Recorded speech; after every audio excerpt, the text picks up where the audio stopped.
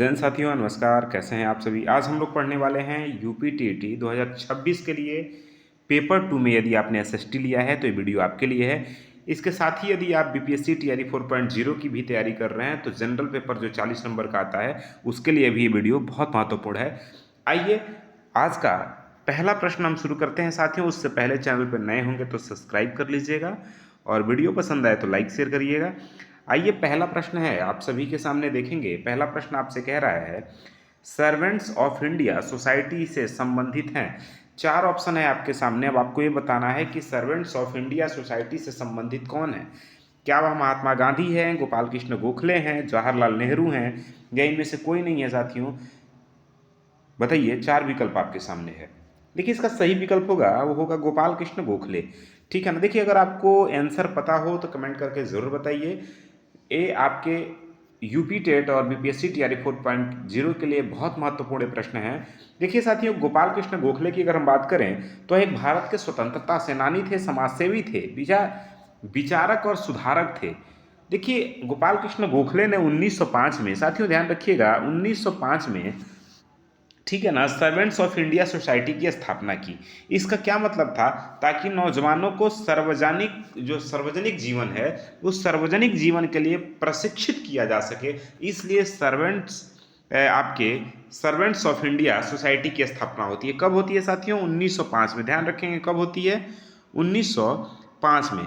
अगले प्रश्न की तरफ बढ़ते हैं तो अगला प्रश्न आपके सामने है 1857 के विद्रोह के समय भारत का गवर्नर जनरल कौन था साथियों। बताइए, प्रश्न है कि जब 1857 की क्रांति हुई तो उस समय भारत का गवर्नर जनरल कौन था। क्या वो डलहौजी था, विलियम बेंटिक था, कैनिंग था या फिर लीटन था। बताइए साथियों। देखिए इसका सही विकल्प आप ध्यान रखेंगे, विकल्प का सही प्रश्न का सही विकल्प होगा ऑप्शन नंबर तीसरा, यानी जो कैनिंग है, लॉर्ड कैनिंग, वह भारत का जनरल गवर्नर था। कब? 1857 की जब क्रांति हो रही थी तो भारत का गवर्नर जनरल था लॉर्ड कैनिंग। देखिए साथियों ध्यान रखेंगे 1858 में कैनिंग ही 1858 में, कब? 1858 में भारत का प्रथम वायसराय बनाए। भी आपको ध्यान रखना है 1858 में भारत के पहले वायसराय बनते हैं लॉर्ड कैनिंग। अगले प्रश्न की तरफ बढ़ते हैं साथियों। अगला प्रश्न आपके सामने है स्वतंत्र भारत का प्रथम औद्योगिक नीति घोषित हुई थी, किस वर्ष हुई थी? स्वतंत्र भारत की प्रथम औद्योगिक नीति कब घोषित हुई थी? क्या वह 1947 का समय था या फिर 1950 का समय था, 1948 का समय था या 1960 का समय था। देखिए प्यारे साथियों, भारत का जो प्रथम औद्योगिक नीति घोषित हुई थी तो वर्ष था 1948। विकल्प तीसरा आपका सही है। ठीक है ना। स्वतंत्रता प्राप्ति के बाद अब तक भारत में 6 बार औद्योगिक नीति की घोषणा हो चुकी है। ये भी आपको साथ में ध्यान रखना है। ठीक है ना। अगले प्रश्न की तरफ बढ़े तो अगला प्रश्न है भारतीय राष्ट्रगान पहली बार गाया गया, कब गाया गया था पहली बार? क्या वो समय 1910 था, 1911 था, 1947 था या फिर 1945 था। बताइए, भारत का राष्ट्रगान है जन गण मन अधिनायक की जय हो, एक पहली बार कब गाया था राष्ट्रगान? देखिए साथियों इसका जो सही विकल्प होगा ऑप्शन नंबर दूसरा, 1911 में। ध्यान रखेंगे साथियों वो समय है, तारीख है 27 दिसंबर 1911। 27 दिसंबर 1911 में भारतीय राष्ट्रीय कांग्रेस के कोलकाता अधिवेशन में यह गाया गया था पहली बार साथियों।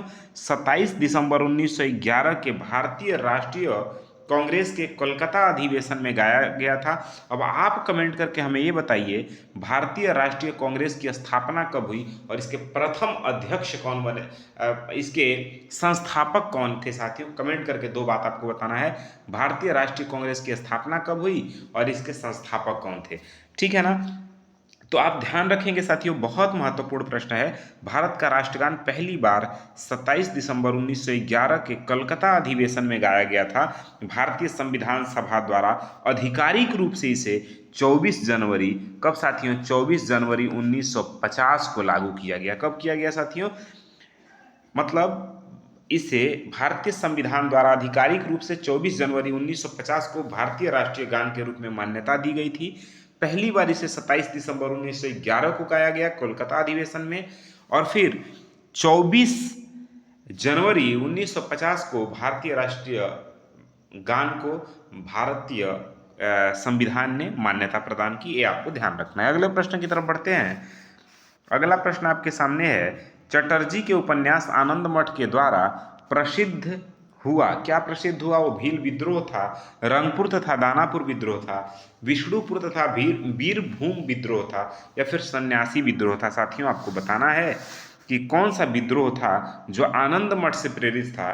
तो ध्यान रखेंगे इसका विकल्प 4 सही हो जाता है, वो सन्यासी विद्रोह था। साथियों 18वीं शताब्दी के अंत में सन्यासी विद्रोह की पृष्ठभूमि जो है वो आनंद मठ का प्रकाशन जब 1882 में हुआ। साथियों कब हुआ? 1882। पहले आपको तो ये ध्यान रखना है, आनंद मठ एक उपन्यास है, बंकिम चंद्र चटर्जी के द्वारा लिखा गया उपन्यास है। 1882 में इसे प्रकाशित किया गया था। ध्यान रखेंगे इसी आपके भारत के राष्ट्रीय गीत वंदे मातरम को सर्वप्रथम इसी उपन्यास में प्रकाशित किया गया था। ये भी आपको ध्यान रखना है, आनंद मठ में ही भारतीय राष्ट्रीय गीत जो है वंदे मातरम इसी से प्रेरित है, इसी से। तो सन्यासी विद्रोह जो है आनंद मठ से प्रेरित है, चटर्जी के द्वारा लिखा हुआ उपन्यास है, 1882 में प्रकाशित हुआ था। साथियों ध्यान रखेंगे। अगले प्रश्न की तरफ बढ़ते हैं। अगला प्रश्न आपके सामने है, 1929 में किसकी अध्यक्षता में आयोजित हुए भारतीय राष्ट्रीय कांग्रेस के लाहौर अधिवेशन में ब्रिटिश शासन के स्वतंत्रता का प्रस्ताव पारित किया गया?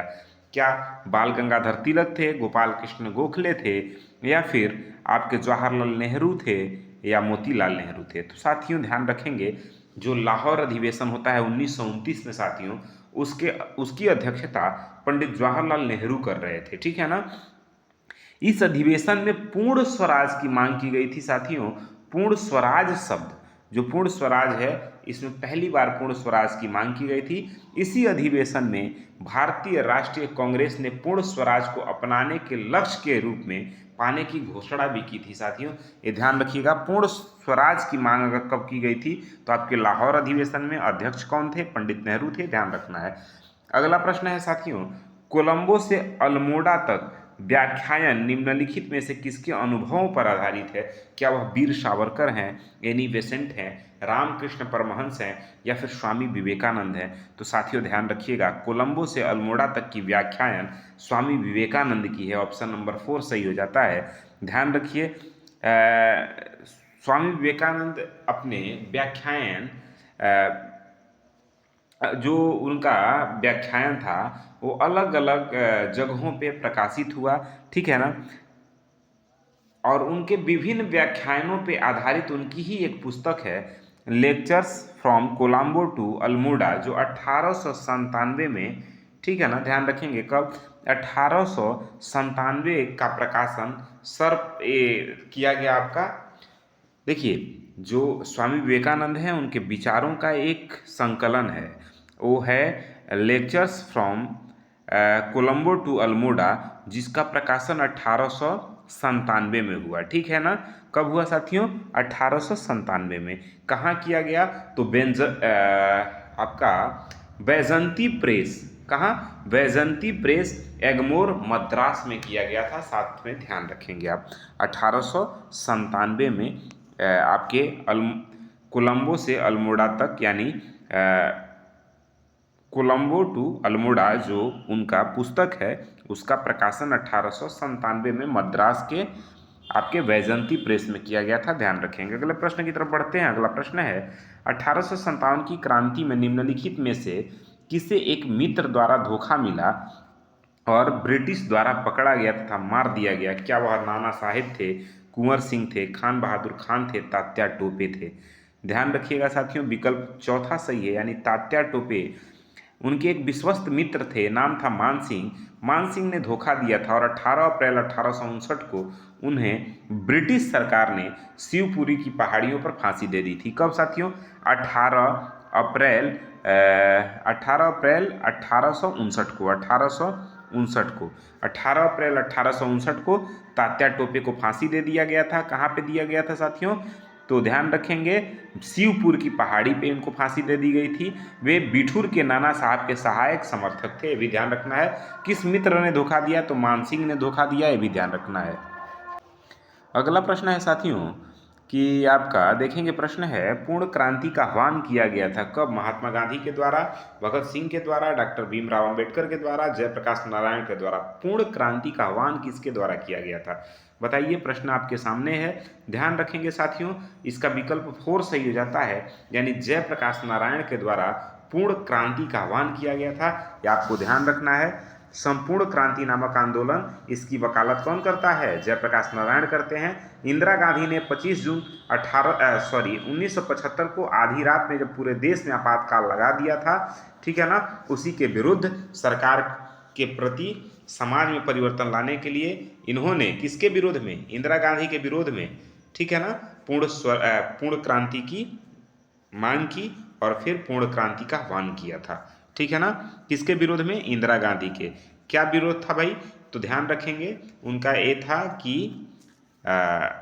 आपातकाल जो पूरे देश में लागू हुआ था उसी का विरोध था, 25 जून 1975। ध्यान रखेंगे। चलिए अगले प्रश्न की तरफ बढ़ते हैं। अगला प्रश्न आपके सामने है, राजा राम मोहन राय संस्थापक थे किसके? आर्य समाज के थे, या फिर ब्रह्म समाज के थे, या फिर रामकृष्ण मिशन के थे, या प्रार्थना समाज के संस्थापक थे? बताएंगे आप राजा राम मोहन राय के बारे में, बताइए।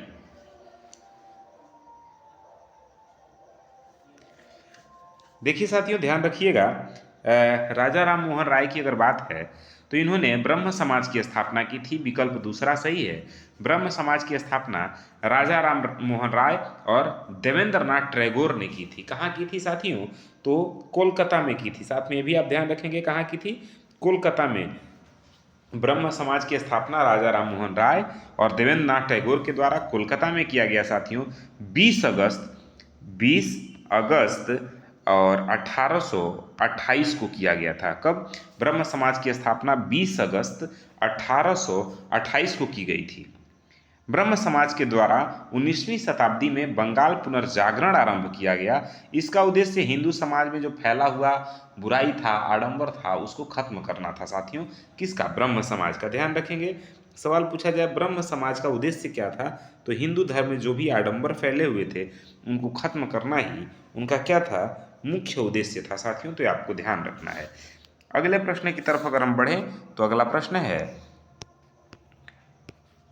कि 1857 के भारतीय स्वतंत्रता संग्राम में किसने लड़ते हुए वीर गति प्राप्त की?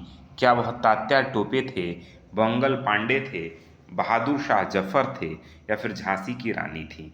बताइए, 1857 के क्रांति में संग्राम में लड़ते हुए वीर गति प्राप्त कौन किया था साथियों? देखिए, उसका सही विकल्प हो जाएगा ऑप्शन नंबर 4, यानी झांसी की रानी। झांसी की रानी लक्ष्मीबाई, जो मराठा शासित झांसी राज्य की रानी थी, वह 1857 की जो क्रांति हुई, पहली क्रांति हुई, वो 23 वर्ष की उम्र में, मात्र 23 वर्ष की उम्र में, कितने वर्ष में साथियों? 23 वर्ष की उम्र में अंग्रेज के खिलाफ लड़ते हुए उन्हें वीर गति प्राप्त हो गया। ये ध्यान रखेंगे आप पढ़ते भी हैं, खूब लड़ी मर्दानी हो तो झांसी वाली रानी थी। अगले प्रश्न की तरफ चलते हैं साथियों। गांधी जी द्वारा निम्न में से कौन सा समाचार पत्र शुरू किया गया था? क्या वह यंग इंडिया था, पीपुल था, नेशनल इंडिया था, या फिर सैनिक था? बताइए। देखिए साथियों, इसका जो सही विकल्प हो जाएगा वो हो जाएगा ऑप्शन नंबर 1, यानी यंग इंडिया। यह एक साप्ताहिक पत्रिका थी। ध्यान रखेंगे, कैसी पत्रिका थी साथियों? तो यह एक साप्ताहिक पत्रिका थी जिसे गांधी जी प्रकाशित करते थे। और यह किस भाषा में लिखी जाती थी? तो पत्रिका अंग्रेजी में निकलती थी। ये भी आपको ध्यान रखना है।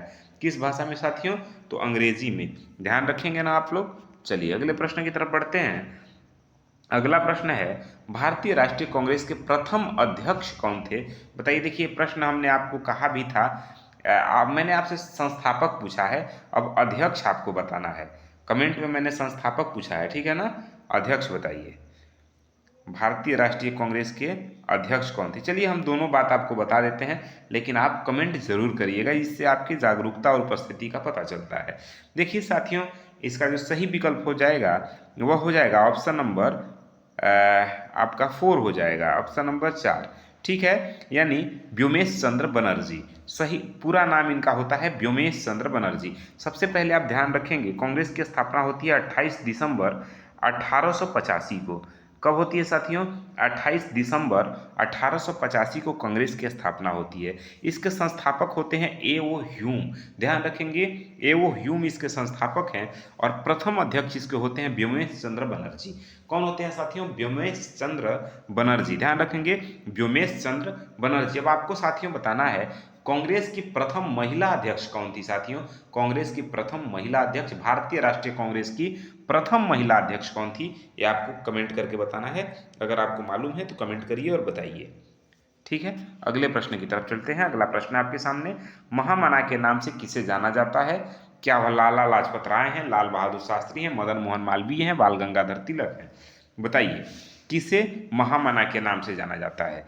देखिए साथियों, ध्यान रखिएगा, महामना के नाम से पंडित मदन मोहन मालवीय जी को जाना जाता है। महामना पंडित मदन मोहन मालवीय, जिनका टाइम पीरियड होता है 25 दिसंबर 1861 से 12 नवंबर 1946 तक इनका टाइम पीरियड रहता है। इन्हें एक बहुत बड़े उपलब्धि के लिए जाना जाता है और उनकी उपलब्धि ये है साथियों, बहुत सारे लोग पढ़े होंगे, BHU, बनारस हिंदू यूनिवर्सिटी यानी काशी हिंदू विश्वविद्यालय के यह प्रणेता थे, संस्थापक थे। साथियों, यदि आप, अगर आप में से इसमें से कोई भी लोग जो वीडियो देख रहे हैं और वो BHU से पढ़े हैं यानी काशी हिंदू विश्वविद्यालय से पढ़े हैं तो कमेंट करके BHU #वाराणसी जरूर लिखिएगा।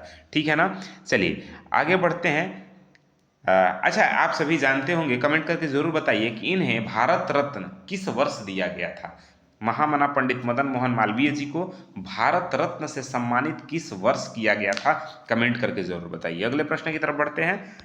अगला प्रश्न है, कौन 1922 में बनी स्वराज पार्टी के संस्थापक नेता थे? 1922 में स्वराज पार्टी की स्थापना हुई थी। अब आपको ये बताना है कि इसके संस्थापक नेता कौन थे? जवाहरलाल नेहरू, मोतीलाल नेहरू, महात्मा गांधी, अबुल कलाम आजाद? बताइए।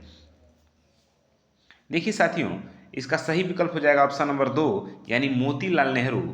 राइट आंसर है। स्वराज पार्टी जिसकी स्थापना 1922, कहीं कहीं 1923 भी आपको मिलेगा तो परेशान न होइएगा, 1923 में सक्रिय हो जाता है।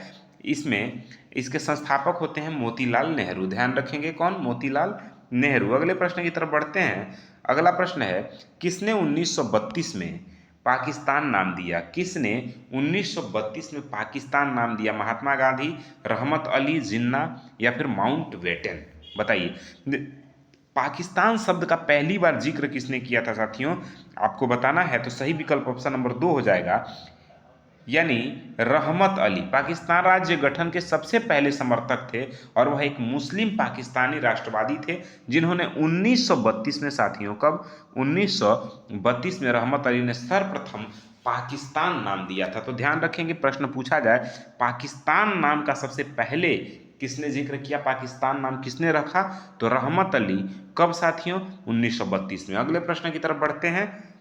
तो अगला प्रश्न आपके सामने है, इंदिरा गांधी द्वारा राष्ट्रीय आपातकाल की घोषणा कब की गई थी? बताइए। क्या 1970, 1975, 1977 या फिर 1980? बताइए सही विकल्प क्या होगा साथियों? ध्यान रखेंगे, आपातकाल की घोषणा इंदिरा गांधी द्वारा कब होती है? 26 जून 1975 से लेकर के 21 मार्च 1977 तक 21 महीने की अवधि में भारत में आपातकाल घोषित हुआ था साथियों। ध्यान रखेंगे, उस समय तत्कालीन राष्ट्रपति फखरुद्दीन अली अहमद ने तत्कालीन भारतीय प्रधानमंत्री इंदिरा गांधी के कहने पर भारतीय संविधान की धारा 352 का उपयोग करके, कौन से आर्टिकल का? तो 352 आर्टिकल का उपयोग करके आपातकाल की घोषणा कर दी थी। कौन उस समय के तत्कालीन राष्ट्रपति थे? फखरुद्दीन अली अहमद। और उस समय के भारत के प्रधानमंत्री कौन थी? इंदिरा गांधी। यह कब लागू हुआ साथियों? तो ध्यान रखेंगे 1975 से 1977 के बीच। ठीक है ना? तो इसमें आपका सही विकल्प 1975 हो जाएगा, ऑप्शन नंबर 3। ठीक है, अगले प्रश्न की तरफ बढ़ते हैं। अगला प्रश्न है, जनजाति समूह मुंडा कहाँ रहता है? मतलब मुंडा जाति, मुंडा समुदाय कहाँ की आदिवासी है? तो इसका सही विकल्प हो जाएगा झारखंड। ऑप्शन नंबर 3 सही होगा। मुंडा एक भारतीय समुदाय आदिवासी है जो मुख्य रूप से झारखंड के छोटा नागपुर क्षेत्र से निवास करते हैं। ये लोग छोटा नागपुर पठार में आते हैं। इनके अलावा ये बिहार, पश्चिम बंगाल और उड़ीसा आदि विभिन्न राज्यों में भी इन्हें ये रहते हैं। ठीक है ना, कौन? मुंडा समुदाय के लोग। अगला प्रश्न है, राष्ट्रीय गीत वंदे मातरम किसने लिखा था? क्या अरविंद घोष थे, बंकिम चंद्र चटर्जी थे, रविंद्रनाथ टैगोर थे, शरत चंद्र चटर्जी थे? बताइए किसने लिखा था वंदे मातरम? ध्यान रखेंगे साथियों, बंकिम चंद्र चटर्जी सही विकल्प है, ऑप्शन नंबर दूसरा है। अगले प्रश्न की तरफ चलें तो अगला प्रश्न है, भारतीय राष्ट्रीय कांग्रेस के कौन से अधिवेशन के अध्यक्ष गांधी जी थे? मुंबई, सूरत, बेलगाम और नागपुर। देखिए साथियों, इसका सही विकल्प हो जाएगा ऑप्शन नंबर तीसरा, यानी बेलगांव अधिवेशन की अध्यक्षता महात्मा गांधी के द्वारा किया गया था। यह 44वें अधिवेशन, यह भारतीय राष्ट्रीय कांग्रेस का 40वां अधिवेशन था। कौन सा अधिवेशन था? 40वां अधिवेशन था। कौन? बेलगांव अधिवेशन। जिसकी अध्यक्षता कौन कर रहे थे? यह कर रहे थे आपके महात्मा गांधी। बेलगाम कहाँ है साथियों? तो यह कर्नाटक में है। ध्यान रखेंगे बेलगाम कहाँ है? तो यह कर्नाटक में है। अगला प्रश्न आपके सामने है, भारत की स्वतंत्रता के लिए आजाद हिंद फौज की संकल्पना मूलतः किसने प्रस्तुत की? रास बिहारी बोस, सुभाष चंद्र बोस, महात्मा गांधी, अबुल कलाम आजाद। देखिए साथियों, इसका सही विकल्प ऑप्शन नंबर 1 हो जाएगा, यानी रास बिहारी बोस। देखिए रास बिहारी बोस भारत के एक क्रांतिकारी नेता थे जिन्होंने ब्रिटिश राज के विरुद्ध गदर षड्यंत्र और आज़ाद हिंद फौज के गठन का कार्य किया था साथियों। तो ये आपको ध्यान रखना है, ठीक है ना, ये ध्यान रखिएगा। ये रहे आज के आपके वो महत्वपूर्ण प्रश्न जिन्हें यूपी टेट 2026 में पूछे जाने की संभावना है, साथ में बीपीएससी में भी पूछे जाने की संभावना है। तो साथियों, वीडियो आपको कैसा लगा, किस तरह के आप कंटेंट, किस तरह के प्रश्न आप चाहते हैं, बाकी अपना फीडबैक जरूर दीजिएगा। मिलते हैं अगले क्लास में, तब तक के लिए जय हिंद।